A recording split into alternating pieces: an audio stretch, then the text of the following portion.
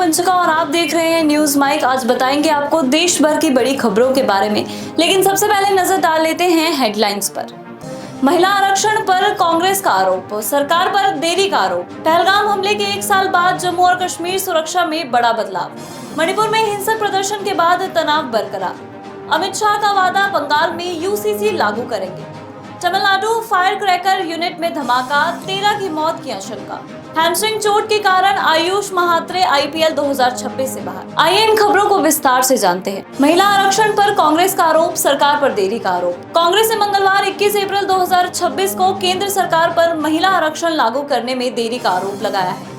Party का कहना है कि सरकार इसे परिसमन से जोड़कर टाल रही है और इस मुद्दे पर वर्षों से सोई हुई है।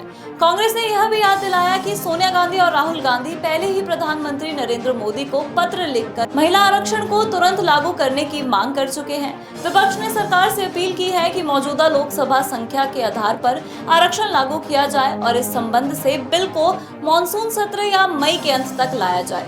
अब नजर डालते हैं दूसरी बड़ी खबर पर। पहलगाम हमले के 1 साल बाद जम्मू कश्मीर सुरक्षा में बड़ा बदलाव। पहलगाम आतंकी हमले के 1 साल बाद जम्मू कश्मीर की सुरक्षा व्यवस्था में बड़ा बदलाव देखा जा रहा है, जिसे अधिकारी हार्ड रीसेट बता रहे हैं। अब सुरक्षा बल रक्षात्मक से हटकर आक्रामक रणनीति अपना रही है और घने जंगलों में ऑपरेशन बढ़ाए गए हैं। जम्मू कश्मीर पुलिस ने स्नो लेपर्ड्स और मारखोर नाम की 2 विशेष काउंटर एजेंसियां यूनिट्स भी बनाई हैं। अधिकारियों के अनुसार पिछले 1 साल में कोई बड़ी आतंकी घटना नहीं हुई है। तीसरी बड़ी खबर के लिए आपको सीधे लिए चलते हैं अपनी संवाददाता सांता के पास।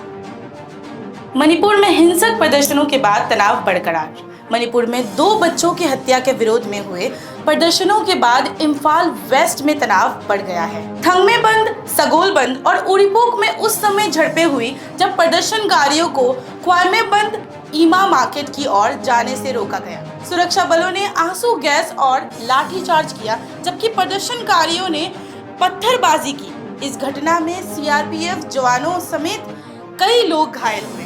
मणिपुर 2023 की जातीय हिंसा के बाद से लगातार तनाव में है, जिसमें सैकड़ों लोगों की जान जा चुकी है।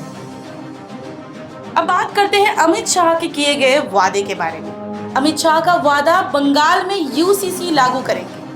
केंद्रीय गृह मंत्री अमित शाह के पश्चिम बंगाल के कुल्टी में रैली के दौरान कहा गया, अगर राज्य में बीजेपी की सरकार बनती है तो यूनिफॉर्म सिविल कोड लागू किए जाएंगे और बहुविवाह पर रोक लगाए जाएंगे।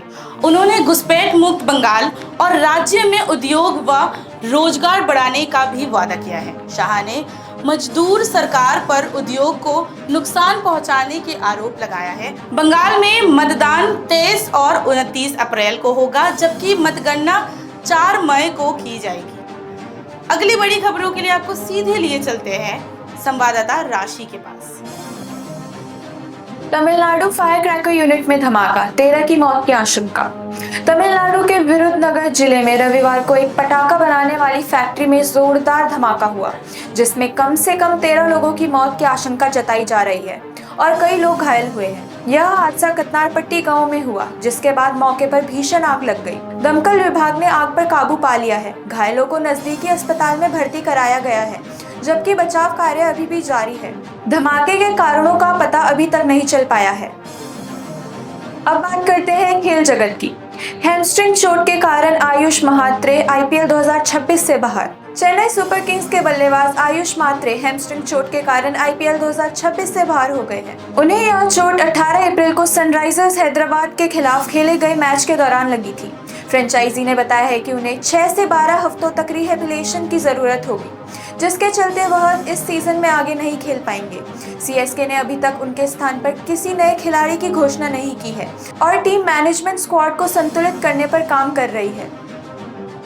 अभी के लिए बस इतना ही। आपसे फिर होगी मुलाकात, तब तक के लिए दीजिए इजाजत। नमस्कार।